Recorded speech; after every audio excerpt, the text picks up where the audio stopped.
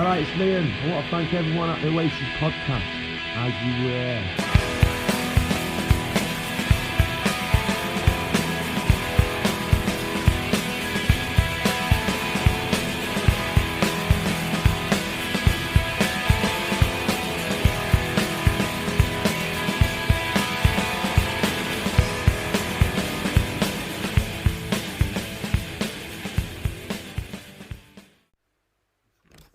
Hello and welcome back to the Oasis podcast, the ultimate audio guide to Oasis. I hope you guys are all right.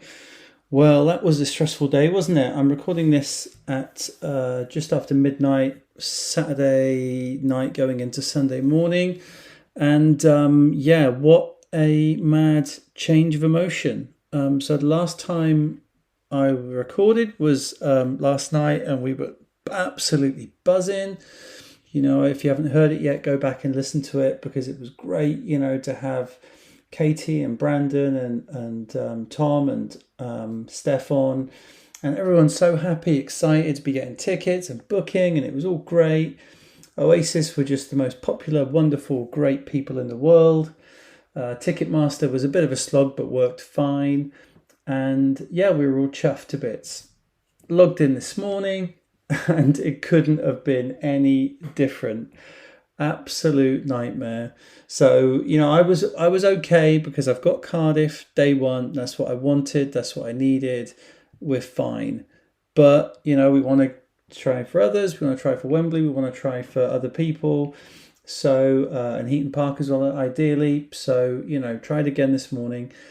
And absolute nightmare. Just literally from being logged in 8 o'clock this morning all the way through, and I'm sure if you listen to this you will have experienced this as well, all the way through, just constant hassle watching this thing. First it's the queue to get into the queue, and then you finally get into the queue, and then you're just seeing this thing, you're just like, this just is mad. And then finally about 2:30, we finally get you are number one in the queue. And by this time, obviously, I'm seeing everything come through from people about, they've introduced this dynamic pricing. They're charging 300 quid, blah, blah, blah. So I'm seeing all that. So I'm like, okay, we know what's happening. Get through. And it's like, okay, we can get standing. It's going to be 350 quid a ticket. Just thought, okay, just got to do it. Let's do it. Standing, 350 a ticket. Pressed OK, and then it kicks us out. And we're back to the start of the queue. And you're just like, you know what? That is just ridiculous. Today's interview, sorry, I've just went into it. But today's interview is with Hughezy, who's a YouTuber, who's a very, very funny guy. So he does his own YouTube channel and podcast, and so the full interview will be over there. I think the audio podcast is free. The YouTube side is you've got to be a member and pay him money. But I'm going to put a few edited highlights on here, and then if you want to go and check out the full version, then I can drop a link below to check that out. So we do go into there a little bit, but I just wanted to cover off how I feel about it. I also did a tweet earlier saying basically I was being complimentary about the ticket prices. Yes, they were high, but at least they were fixed. And then the resale being at face value on Twickets was good. However, seeing now this Ticketmaster in demand thing, regular standing going for over double, not cool. So if you know there's going to be in demand dynamic pricing, that's fine. That's the way of the world that most other major artists and sporting events do that. But for that to appear now after people have queued all morning isn't right. So that's how I feel about it. Look, I suppose Oasis, there's two ways you can go about this. Number one, you can say, look, standing tickets are going to be from 150 to 500. And depending on demand, they will be somewhere between 150 and 500. Or I think someone had said, just put them at 500 or put them at 350 or whatever it's going to be. And then say special discount for the first 10,000 or whatever. You know, do something like that. If you do that, then at least people know, okay, I'm prepared. You shift money around, you figure it out, you do what you need to do. then if you get in and you get the choice and it's 350 quid a ticket, then you know that was always going to be a possibility. We just didn't know. You just didn't know. You thought that what you could get was seats at 80, this at this, this at this. And the worst case scenario, if it had to be the most expensive seats, then at least you knew what you were getting. But this, to be suddenly in demand, 350 quid, it's just not on.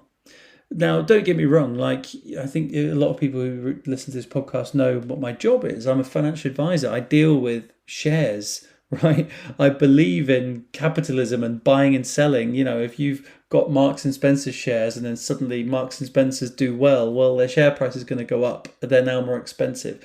That's dynamics of markets. That's how they work. So if Oasis can sell tickets at the market value that they're going for, then yeah, they probably are worth 500 quid because they probably can sell 17 stadiums of tickets for 500 quid and that would sell, right? So that is the market value of those tickets. If that's what they want to do, it's not very ethical, I don't think. It's not very kind. It's not very good for the kind of the working class sort of ideals that they had. But fine, if that's what you want to do, that's your value. Hey, we're going to do gigs, but we're only going to charge top dollar because this is a special experience. If that's what you want, that's fine. Be honest about it. Don't get people to log in and spend 6 hours, 8 hours sitting on hold, watching a screen, putting everything else in their life on hold to do this, only to then say, by the way, 350 quid. The other thing as well is, if I think it's because they were kind of hypocritical, because they'd made this big deal about, we're not allowing these sort of second-hand resale sites. If you use one of them, your ticket could be cancelled. So therefore, you can't use a Viagogo or a StubHub and these sort of places that then suddenly it's 900 quid. If you use those, they'll be cancelled. I thought, that's absolutely brilliant. And I've been really positive about them. I've been sort of very complimentary about the fact they're taking a stand against touts, when it turns out the Ticketmaster are just as bad as that. And look, don't get me wrong. Like I said, I understand other artists do this. Other sports events do this. This is always the case, but they had a choice. They could have not done this. Now, I'm not saying they should have not done this. I think if you can sort of get into the file, well, you're working class lad, you shouldn't have made people pay so much. You can argue that, definitely. But in reality, if you say, right, we're going to put this, what's your choice, Noel and Liam? Do we put it on dynamic pricing and you'll make £70 million, or we put it on normal pricing and you make £50 million? Let's go to dynamic pricing. That's what it comes down to, right? So I don't begrudge them doing that. That's fine. I just think the way in which they did it was dreadful. To make people hang on like that, it's not a good look at all. And at some point, Liam has got to turn up on social media, right? He's, like I say in the upcoming interview, he's gone very, very quiet. And as soon as he comes on, surely it's just going to be bang, hundreds of people saying, what the hell are you doing? Because it's just too much. You just, you can charge what you want, but then to just be so sneaky about it, I think that's really, and hypocritical, having then done the other thing about the tout side of it. No, it doesn't sit right at all. And it has sort of put a dampener on it, to be honest. Like right now, as I sit right now, that amazing excitement I had yesterday is really sort of tempered because I'm just thinking, that's just not on, just the way they did it is just put a bit of a dampener on it for me. So we'll see. Hopefully I'll get over that. And, obviously in a year's time, by the time we're actually doing the gigs, I'm sure I won't be thinking about that. I will be really sad for those people that didn't get to go because they just couldn't afford it. And then the other point, Jesus, can you not run a website? I understand the demand is outrageous, but to get to the end and then kick someone out or be, you're a bot or you're this or you're that, it can't be that hard, surely. Is there not another way that you can do this that it's doesn't just break? We don't help ourselves, do we? I know someone had messaged me and said, I can't believe it. I've got 6 devices going, and I couldn't get in on any of them. And I sort of thought, well, hold on, there's the problem, right? If you've got 6 devices going, then of course you're not going to. Of course, the system's going to break, because if there's a million people trying for tickets and they're trying on 6 devices, well, yeah, then probably the systems will break. But so that's pretty stupid. It should just be you log into one Ticketmaster account and you try on one Ticketmaster account. If you want to set up 100 Ticketmaster accounts and have 100 computers going, then fine. But that's the crux of it there. But yeah, so right now, it's been a really unpleasant day. Just on a personal level, like having gone through it, seeing what everyone else has gone through, everyone that feels so disappointed now. Like even me posting that episode I did yesterday, I just thought, God, I have to just put a disclaimer in this and say, look, don't listen to this. Don't listen to the first half an hour, because it's 5 or 6 people just being really, really pleased that we got tickets, and you're going to be absolutely gutted. So so it has put a bit of a dampener on it, but I'm sure we'll get over that. We've still got the more dates to come. Hopefully, we've got I say there is the Twickets selling and swapping and things. So I think if you are going to want to get there, hopefully you will get there. We'll see, and hopefully they'll stay together. So even if you don't get them on this run, maybe you'll get them on the next run when they're not quite as in demand. But I shouldn't have used the word in demand. It's just wound me up again. Oh God. Anyway. So there we are. That's where we've got to. I'm going to cross over now to some highlights of my chat with Hughezy, and then when I come back, we're going to go back into. I've got an incredible message I want to play you, but anyway, here's my chat with Hughezy. Today we got he's not a rapper, even though he's going with JC. John, of course, is the host of the recently exploded Oasis podcast. He's been doing the media rounds, and what I've been dying to speak to you about is, has there ever in your lifetime ever been ever been a more stressful time to be an Oasis fan? John? James, it is James, isn't it? I think so. That's what it says on my birth certificate. Anyway, mate. But it's been a long day, and I'm sorry I've kept you waiting tonight. I'm very sorry. No, this last week, it's been a roller coaster of emotions is the word to describe it, really, because you've got this unbelievable high of, oh my God, our favorite band is getting back together again. It's the best thing in the world. And I've been going live on the podcast every day. I normally do a podcast about once every 2 weeks, typically, and but this week I've just gone every single day. It's been insane. So originally it was like, oh my God, I can't believe it. The rumors are true. They're back together. And then we go to, oh, we've actually got to get tickets. Like, that's going to be stressful. And then I did get pre-sale and I got on, and it was a pretty nerve-wracking, but it was over pretty quick. I got tickets, I got what I wanted, and it was done. And then this morning, then you go into like the main sale of everyone, and I was really positive. I was like, look, yeah, the prices are pretty high. It's like £150 standing, which isn't too bad. It's not outrageous. It's not like the Taylor Swift, Beyonce sort of levels, but it's not too bad actually. It is bad. It is high. Don't get me wrong, but it's not disgusting. And then they go and pull this on us today. I know you're a big pro wrestling guy. They pulled a heel turn. That's what they did. Like for the non-pro wrestling people, especially in the Oasis podcast world, that's basically when the good guy goes bad, right? When you're expecting them to do a nice thing and then they turn around and do a very, very bad thing.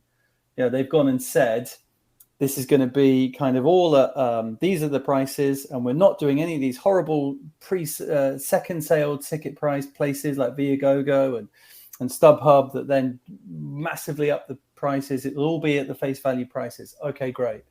And then people are sitting on hold on Ticketmaster for hours and hours and hours today. And then they finally get through and they go, in demand pricing, you're not getting 150 quid, you're getting 360. What? So yeah, whether or not they're sat there in the background laughing their asses off, because apparently this is down to the artist. They can choose to have this turned off. So yeah, so I feel a little bit put out because I've been, bigging them up, really saying, "Oh, it's great, it's fantastic. Yeah, it's expensive, but it's not too bad." And they're not allowing the ticket touts to sort of do their thing and stick them up, but then they did it themselves. So yeah, right now it's sort of put a bit of a downer on it for me personally, but I'm sure that'll pass. But and I'm okay, Jack. But it's not about me. It's I just feel gutted for everyone that didn't get it, or almost got in but then couldn't afford it. Yeah, Noel, you stink. Mm-hmm. A nice question here by Mommy again. Who is Oasis? The Wonderwall song. Yeah, Oasis are a reggae band. No, they're the guys that did Wonderwall, and they've also, like, you might be taking the piss, Mummy, but they are, they are the biggest band in the UK since the Beatles. You might have heard of the Beatles as well. I don't know. They're the Yellow Submarine guys. Yeah, and if I can just say, they are the biggest band in the UK, but they're actually Irish. Boom, boom, boom. So that's what I have to say about that. But the thing I've got to say about with Oasis and the whole Ticketmaster thing, how the fuck did it happen? Because I'm going to have to steal somebody else's joke where they said, it goes, Ticketmaster is fully prepared for the effort and the stress that's going to have to go through to the point that they've doubled their staff to make sure they can handle all the traffic. And both of those people are going to be very tired by the end. That's one of my... if that was funny, that was my joke. If it wasn't funny, James Corden said it on his show. But I just think that it's ridiculous. Like, when I went in the queue this morning, I had for Saturday on my phone and for Sunday on the computer, which is the hilarious way of saying computer. You're laughing your head off. You're just trying to be professional. The fucking thing, it said over 400,000 people it's like 400,000 people aren't, and this is the thing. I don't know if you've seen this, James. Well, you wouldn't have seen it. A tweet I put out got reported in the Sun fucking website because I'm a racist. Because I said, I don't want people from the UK. Let me finish. I don't want people from the UK come to Ireland. Let me finish. Coming to Ireland and taking these fucking Oasis tickets, because we had 2 shows and then there was fucking 10 in England and then or 10 in the UK. It's like, why don't you people go to those shows and let it be easier for the people where Oasis are actually from, in Ireland. Boom, boom, boom. Yeah, and it's that sort of stuff that today was so fucking stressful and so much extra effort put onto everything, and it's kind of like I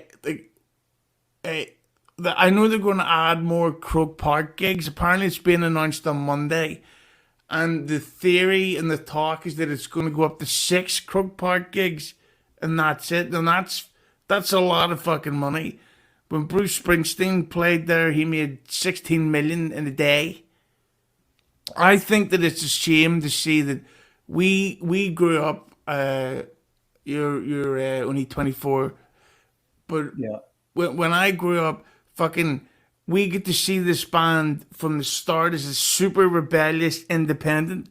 Now they're officially the most systemiest system you're ever going to fucking see. Like, this is full on corporate Oasis. Like, we're gonna fucking we're gonna see them doing sponsorship ads for like oh fucking, I'm really tired after a gig and need to have a Pepsi Cola to fucking cool down, And Subway they're going to change. You're my Wonder Bread. We're going to have all these fucking stupid ads. This is what it's become. Like Liam's singing at the Anthony Joshua fight next week, and Christ, he's probably going to be wearing the fucking Apple logo on his chest. I mean, the demand in Ireland is ridiculous. I was looking at earlier, and I think at one point the queue for one of the days was 750,000, and the queue for one of the days was 600,000. So that's like 1.3 million. Population of Ireland is 5 million. So obviously there's people doing multiple devices and things like that. But if you think that that's kind of, if that was genuinely, even if people are doing multiple devices, well, they're still going to buy 2 or 3, 4 tickets. So if you do it on a 1-for-1, that's like a quarter of the population of Ireland was trying to buy tickets today. That's insane. Because this is the thing that a lot of Irish people, we have our Saturday meeting, it's a tradition, where we've all been saying online, why the fuck did the Dublin shows go on sale 1 hour before the UK? That's immediately adding so much more pressure. And not only that, there's a Dizzy Rascal concert on sale. What do you think it's going to be for the next stage of Oasis, really? Because this is a this is a super corporate time. Realistically, like I know how much you love them. I love them, the Spice Girls, and when they did a tour, I think it was just pre-pandemic. Do you remember the pandemic? Just about, yeah. Oh, it was really funny at the time, but maybe not so much now. But they did a 12 concert tour that only went around the UK and Ireland, and that made £70 million. Imagine how much money Oasis will make from a much, much smaller budget. They're not going to have all this like staff and all this shit. Like the possibility of them making 100 million in the UK and Ireland, it's not out of the question. And they like if you've seen the Heaton Park stuff, if all those tickets are like just say they were 150 each, even though there's more, they're going to make something like 40 million from those gigs alone. Yeah, it's like this is completely insane. Yeah, well, look, there's 17 shows, right, and it's 17 stadiums. And so if you think every stadium, I think one of my one of the good pals, a guy called the guy who posts under Brits and Pieces, he'd broken it down. I don't know if he did it himself or he pulled it from somewhere. But if you think there's like 17 stadium shows, average of, I don't know, 80,000, average ticket price, I was thinking, well, 150. But no, this dynamic pricing, average ticket price is probably 250, right? Because you've got all these people suddenly paying 350 for a standing ticket. I was complaining. I went to see Blur a couple of years ago, and I was like, "Oh God, a ticket, like standing ticket, is like £105. A standing ticket for Oasis, people are paying 350. This is insane." Yeah. So yeah, if you just do the maths, like they are going to make probably somewhere between 50 million and 100 million each, I'd say, and that's before you get into, like you said, whether there's other funding, other sponsorships, other aspects to it. That's purely cut of ticket prices. And I remember there's only 2 of them. Like, so that's the thing. People are saying, "Oh, it's such a shame. Where's Hughezy? Where's Tony McCarroll? Where's Bonehead?" Well, if you're Noel and you're going, right, would I want to cut in, Bonehead? Would I want to cut in Alan White, who I haven't seen probably for 15 years, 20 years? Do I want him to have a share, or should I just have it all myself? You know what I mean? Just share it all with Liam. Yeah. It's a big difference. But yeah, that is it's an insane amount of money. And and as I said, at the moment they've just gone so quiet. I mean, it's Noel's pretty quiet anyway. He does interviews and he'll do interviews and things. But whereas Liam is, as is like regular on Twitter. But ever since it's been announced, he's gone. And people have been saying, like, oh, if they banned him from using Twitter, like if they silenced him or whatever. I mean, who knows what's part of the deal, what's part of the kind of the sort of the agreement to go ahead and do this? Is it like, okay, we'll do it, Liam, but you have to shut up because we can't have you going on and slagging off Noel, because that's it. If he just gets drunk and tweets at someone and slags off his brother, then suddenly it disappears, and it all goes away. And this is a lot of money. So maybe he has been told to back off, or maybe he's just trying to be sensible.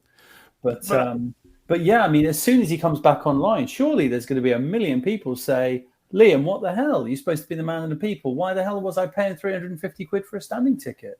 Yeah, because that's the thing that I don't get. Because I went to see Liam Gallagher twice this year. I've got cash.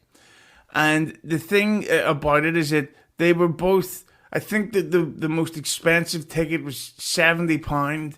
That was for Dublin, and then at the Belfast gig, the ticket was like 50 something. Even though that gig was really bad, but it wasn't actually his fault. So when these tickets went on sale and you heard, oh, they're going to be around 80, I thought, yeah, of course. Like, why wouldn't it be? Little did I know that 80 was the percentage that you had to pay to get into the fucking queue. But when I went to see him in Dublin in June or July, it was fucking roasting. And I remember walking into the gig and there was people in full parkas and sunglasses. It's like, it's fucking roasting, you dickheads. You're sweating. Like, you're going to be stuck holding that in the venue. And then even in Belfast, it was as humid as a horse's arse. And there's people in the full long hair, parkas all zipped up. And it's like, this is ridiculous. You people aren't fans. You're fucking... Like, this is a cosplay. Like, oh, I'm such a mad Oasis fan. Have you ever heard of Wonderwall? Oh, I love it. It rocks. Take a photograph of me, okay? Let's go home. It's not for me, but we do have a question of by One Eye.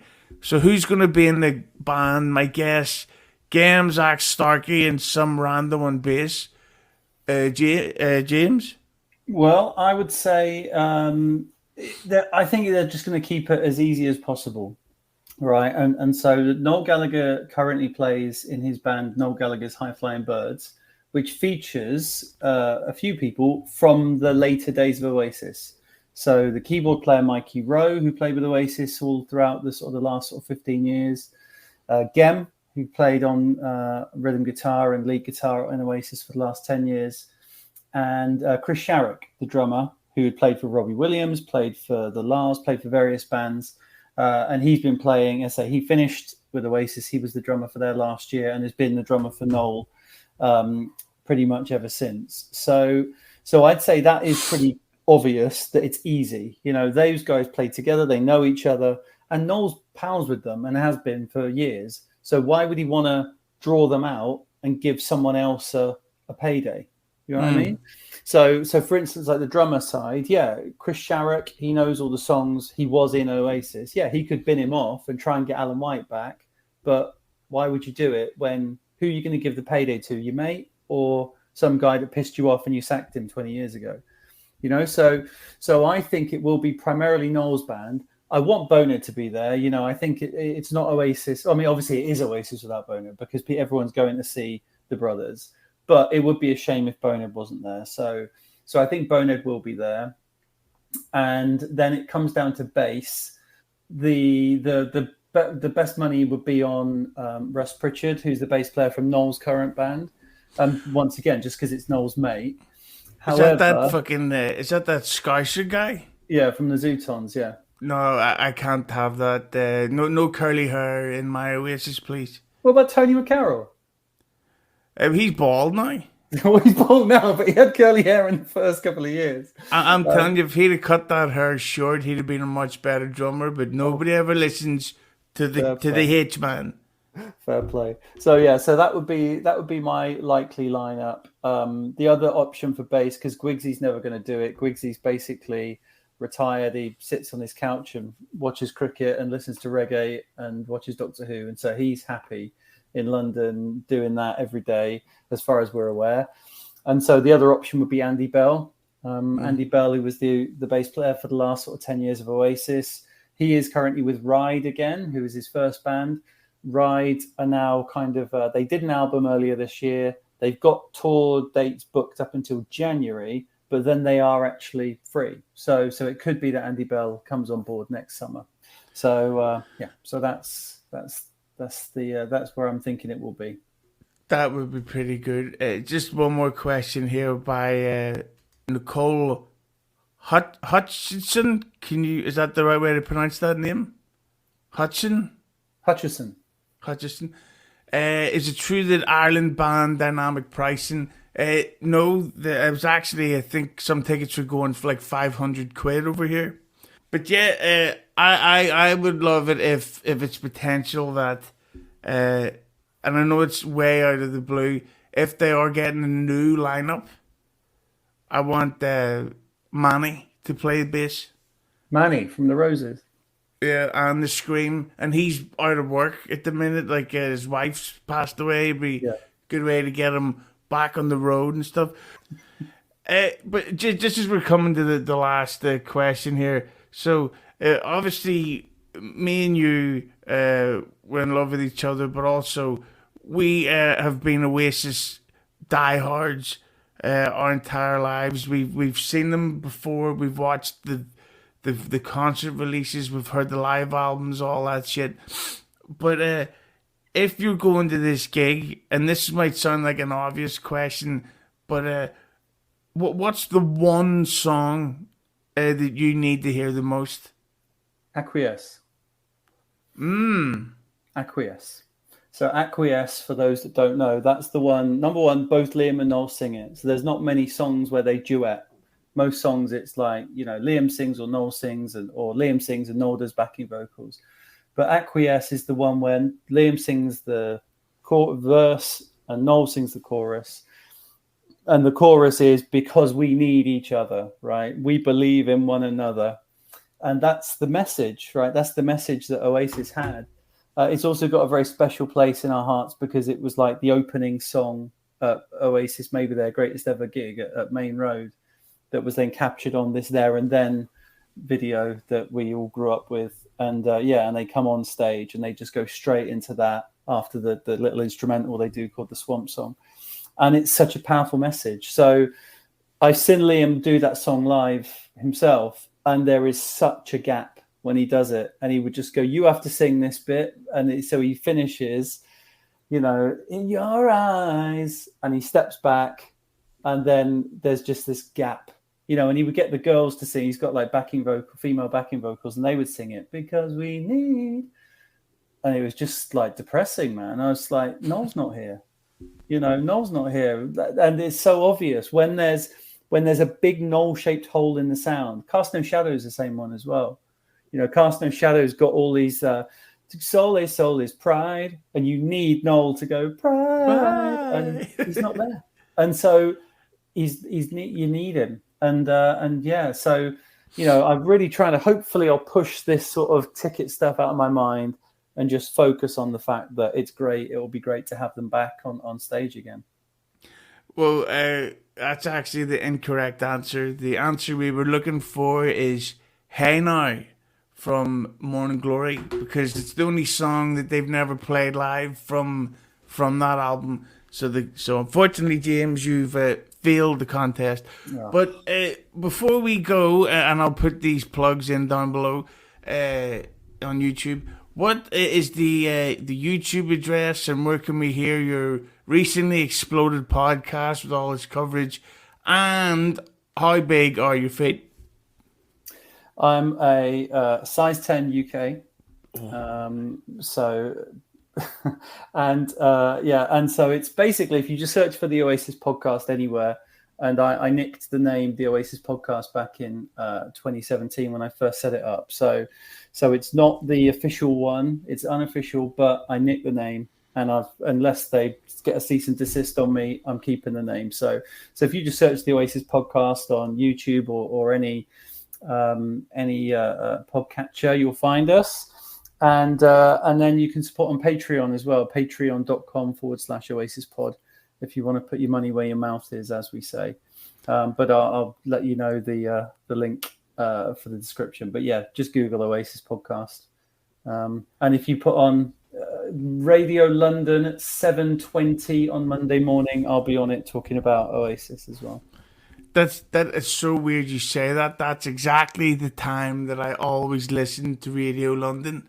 Well, what are the chances? This is absolutely mental. Well, listen, James, I'm so glad we got to do this. I will delete those photos you sent me. I know you were drunk at the time. Well, I'll keep on because, well, it's something I enjoy. But listen, I love talking about this, and I think that I would like to have you back on again, barring the next big story. Like if there's drama, if there's fucking scandal, if I actually don't get a ticket and then there's going to be trouble, then no one gets the tour. But we're all going to have a great time at the show. It's going to happen. Thanks everybody for in the chat. I don't pay attention to you people that much. So there we go. Thank you very much to Hughezy. As I said, it's someone that, he's very entertaining, he's very funny. And I thought, well, look, if we're going to talk about this sort of ticketing price, let's do it with someone that's got a little bit about them. So yeah, I hope you guys enjoyed that. And if you do want to hear the full version of that with some slightly edgier moments as well, then go and check out It's Hughezy Hello, wherever you find him. Right, just before, I want to jump over to an incredible message that I've got from one of our listeners, Adam. But first off, there has been a couple of bits of news while I've been recording this, really. First off, Instagram update.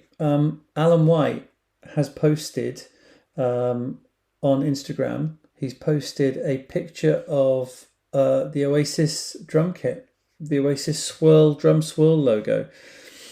And it's had 5,462 likes and 476 comments, and it was only 2 hours ago. So what is it? It's 20 past 1 in the morning here, so that was about 20 past 11. And and also on his Instagram story, it's got two parts. There's the song Three Little Birds by Bob Marley. So that's the one that goes, everything's going to be all right. And also the fact he's down the pub having a couple of pints with one of his mates. So it looks like he's gone to the pub, had a couple of pints, listened to a bit of Bob Marley, and just either is completely winding us up by taking a photo of the Oasis swirl drum kit, or he's or it's a little clue, and he might be coming on board. Like I said, it feels to me like Chris Sharrock is in the driving seat, but yeah, it would be absolutely fantastic to get Alan White back out again, Alan White out playing and stuff. It would be incredible. And also more ex-Oasis drummer news. Tony McCarroll is in County Offaly, in the village of Kinnity, and there's been a plaque unveiled to the first place he ever played a gig. So there's a blue plaque outside this little parish hall in Kinnity. So yeah, really pleased for Tony. I know the Irish heritage is really important to him, so it's a really, really lovely touch. And then the only other thing just to say in terms of the ticketing stuff, I did see a change.org petition flying around. So people are actually sort of trying to now ban kind of dynamic pricing and things like that. I mean, I would go further. I would say anyone that purchased on dynamic pricing should have the extra refunded to them. I mean, that's what I think. I think it's fair. Like that's what it should be. So that's where I would go with it anyway. Oh, and the other thing as well, the other massive thing I've not talked about at all is the new Definitely Maybe. Like the new Definitely Maybe came out, a couple of days ago now. I did listen to it just after midnight, basically, when it came out. And and I was just like, look, I need to listen to this properly. There's too much to take in. I need to sort of sit down and break it all down. So I haven't really done that yet. I think we need to get that booked in with someone and just sort of sit down and go through it track by track, because there's a lot to unpack in that Definitely Maybe re-release. So yeah, I hope you guys are enjoying that. And then also Oasis have released a load of Definitely Maybe kind of related merch. I suppose this was probably kind of set up before the reunion, I would imagine. Otherwise, I would have guessed they'd be doing more like reunion, like Live 25 type shirts. But yeah, it's just like Definitely Maybe stuff. Some interesting stuff, actually. Some stuff that looks quite good. It's always tricky, I suppose. You're trying to get that style that still looks cool, but then like isn't sort of too obvious. And so you've got things like there's a Definitely Maybe t-shirt with a tambourine. There's a Definitely Maybe t-shirt with like a Marshall stack and Noel's sunburst guitar. So there's a few sort of nice items that are a little bit cooler. With like different. There's like bottle openers. There's socks. There's mugs. There's good stuff. So yeah. Anyway, if you're into the merch, go and check it out. And I think I'm going to stop going daily. I think it's sort of, now that the ticket sort of thing has happened, I think we're probably going to chill out now. So unless something major happens tomorrow, I think we'll probably leave it for a few days to refresh the batteries, figure out what's going on, and then come back with another episode, probably breaking down, definitely maybe, and also talking about Hello, which I think is the next in the Oasis A to Z, I believe, which would be very interesting, seeing as it's all about being good to be back, and they're back. So last up then, we have from the other day, me and Richard ended up having a conversation just about how emotional kind of it was making us feel. Richard shared a really lovely story about how, his family, he's had a sort of a very difficult time in his family, his brother. And then it just sort of reminded me of, the fact that, so many of us have lost people connected to like Oasis, or like Oasis was a big part of their lives, a big part of their lives together. And they're gone, and they're not going to be able to see this with us. They were taken from us too early, or whatever it was. So and I got this incredible email come in from Adam. So I just really wanted to share this with you. Hi, James. I was listening to episode 265 today, and what you and Richard were saying about those who won't be able to make it to the Live 25 gigs really hit home for me. My wife died recently from cancer, and music was a huge part of our life together. When we met, we very quickly established a mutual love for rock music, and particularly Oasis. She'd been to Nebworth on the first night, and I'd seen them 6 times previously, and our first big gig we went to together early in our relationship was to see Oasis at the Millennium Stadium in Cardiff on the Dig Out Your Soul tour way back in 2009. We've been to many, many gigs, but keeping it Oasis related, we went to a couple of Noel shows and more recently saw Liam at Cardiff Bay last year. When the reunion was announced, I just had a flat feeling. Considering Oasis are my favourite band, although I don't listen to them that much these days, I expected to be more excited. But when the rumours were fact, I wasn't elated like I expected to be. My first thought was how she's going to miss it. I live in Wales near Cardiff, so I'll be trying for tickets there. And while I have a friend and his wife who are huge Oasis fans and want to go too, it feels incredibly strange to be thinking about getting 3 tickets and not 4. It's currently 8 p.m. on Friday evening before the tickets go on general sale, and I didn't make it into the pre-sale, so I may not even be able to get tickets, but I still have mixed feelings. I'm excited, yet sad for her missing out like this. I can only think of the good times we would have had going to this show. When the announcement was made, a few of us were talking about it, and someone not part of our conversation went, "Oasis? Who gives a fuck about Oasis?" I do. This band has been a constant through most of my and our lives, and it would have been so great for us both to return to the same venue all these years later and have had the night of our lives. It'll be bittersweet if I do get to go, but this music is a bridge across my life, and I want to cross it again, even if it's going to be painful at times. We both went to a Tears for Fears gig a while back, and an older lady in front of us was in bits throughout most of it, being comforted by the people with her. We speculated what could have been wrong at the time. We didn't really know, but we suspected, and I think I understand now. When the Nebworth Blu-ray came out, the stars had aligned for our neighbours to be out for the weekend, so we picked the night she attended and put it on at daft volumes and treated it like being at a gig. No pausing, you had to listen from the loo when you went, and of course, lots of drinking and singing along. Great memories. Music is a bridge. Keep up the good work on the podcast. Adam, thank you so much for sending that in. That's really, really powerful. And I was really sorry to hear that about your wife. And I know that there's, that like we said, there's so many other people in a similar boat.